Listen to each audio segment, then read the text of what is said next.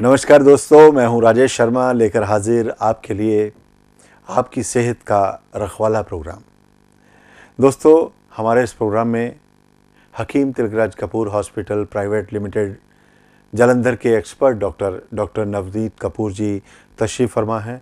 Doctor साहब, आप हमारे प्रोग्राम में तशरीफ़ लेकर आए हैं, आपका बहुत बहुत स्वागत है। नमस्कार दोस्तों, जैसा कि आप जानते हैं कि हम हमारे इस प्रोग्राम में हर बार आपके लिए एक बीमारी की जानकारी लेके आते हैं, उसके लक्षण बताए जाते हैं, उसके उपाय बताए जाते हैं, उसमें क्या परहेज़ करना है ये बताया जाता है।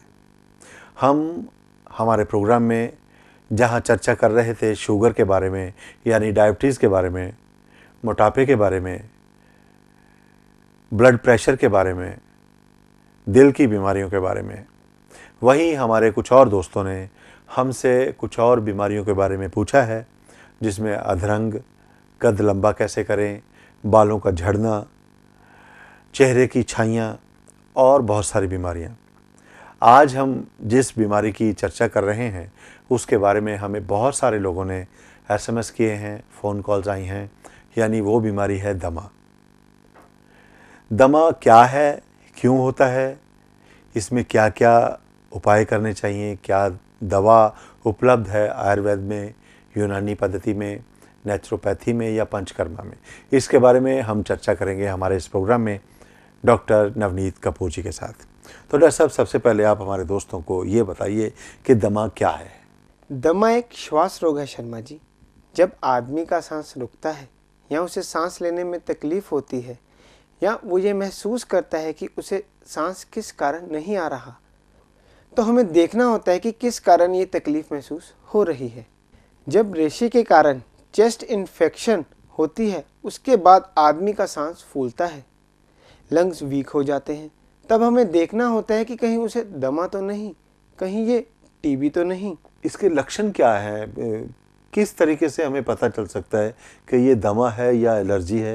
ये तो हमें डायग्नोस करने के बाद ही पता चलता है कि पेशेंट को दमा है या कोई और प्रॉब्लम है। अगर दमा है तो क्या कारण है? कई बार लोगों को हार्ट की प्रॉब्लम होती है जिसके कारण उनका सांस फूलता है, वो भी हमें डायग्नोस के बाद ही पता चलता है। अगर किसी को टीबी है या एलर्जी है, उसकी सांस फूलती है, तो वो भी हमें डायग्नोस के बाद ही पता चलेगा। उसके टेस्ट करवाए जाते हैं जिससे हमें पता चलता है कि पेशेंट को दमा है, टीबी है या केवल एलर्जी ही है। न सब कहा जाता है कि दमा दम दे नाल, और आपने एक बार चर्चा की थी कि ये जो कहावत है ये आज के दौर में लागू नहीं होती। तो इसके बारे में आप और थोड़ा सा हमें बताइए कि दमा का जो इलाज है क्या आयुर्वेद तरीके से किया जा सकता है, क्या यूनानी पद्धति से किया जा सकता है? हाँ, इतना मैं अपने दर्शकों को ज़रूर बताना चाहता हूँ कि जैसे पहले लोग कहते थे कि दमा दम नाल, कि जो दमा की बीमारी है मरते दम तक साथ निभाती है, ये आज की रिसर्च के मुताबिक बिल्कुल गलत है।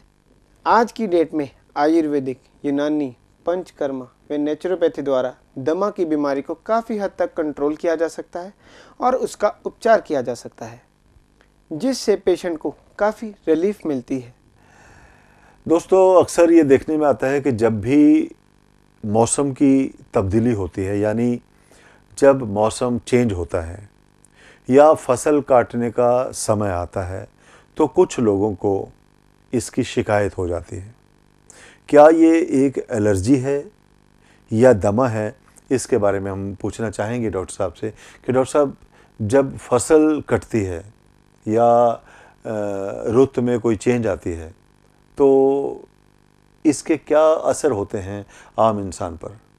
शर्मा जी, मेरे पास बहुत से मरीज आते हैं जिनको चेंज ऑफ सीज़न में बहुत तकलीफ़ होती है, यानी कि जब फसल काटने के दिन आते हैं तो उनका सांस फूलना शुरू हो जाता है। तो कई लोग कहते हैं कि उसे दमा हो गया, पर ये गलत है। उन्हें तो केवल सिर्फ एलर्जी होती है जो कि चेंज ऑफ सीज़न के कारण आती है।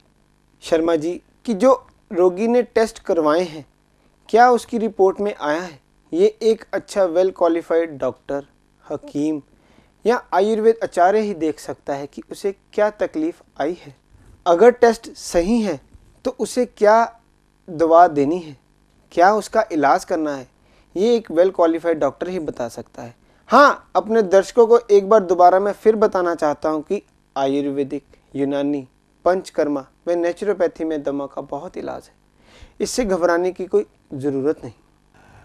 डॉक्टर साहब, आपके पास तो बहुत सारे ऐसे मरीज आते हैं जो दमा से परेशान हैं, और कई ऐसा भी सुनने में आता है कि बहुत से लोगों को दमा की बीमारी नहीं होती, जैसा कि अभी डॉक्टर साहब बता रहे थे, लेकिन उनको बिना जाने पहचाने, बिना उनकी कोई चेकअप किए हुए, बिना उनकी कोई प्रॉपर टेस्ट किए हुए उनको दमा की दवाई दी जाती है।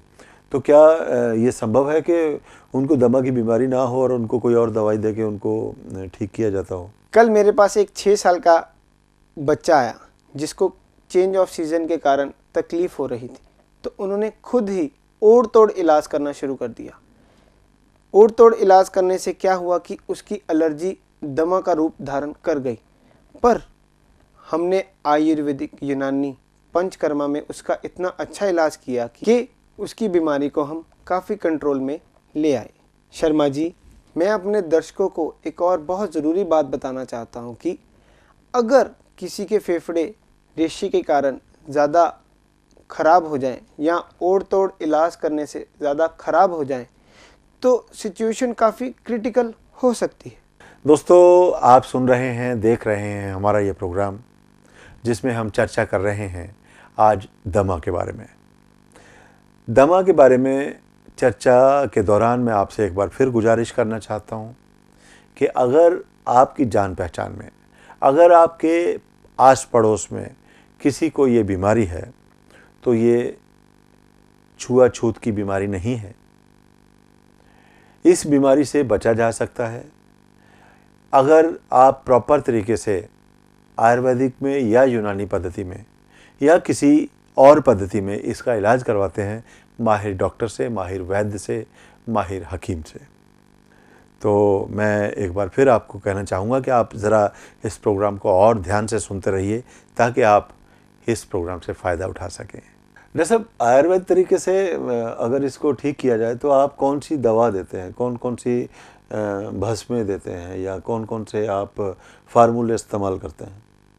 शर्मा जी, दमा के रोगी के लिए या जिसको एलर्जी है उस रोगी के लिए आयुर्वेदिक, यूनानी बहुत सी दवाइयाँ हैं, लेकिन first of all diagnose, after diagnose treatment. अगर लक्ष्मी बिलास रस ले ली जाए वो बहुत अच्छी चीज़ है।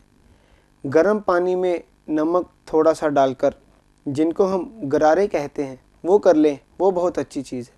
सिंपल पानी की स्टीम ले लें, वो बहुत अच्छी चीज़ है।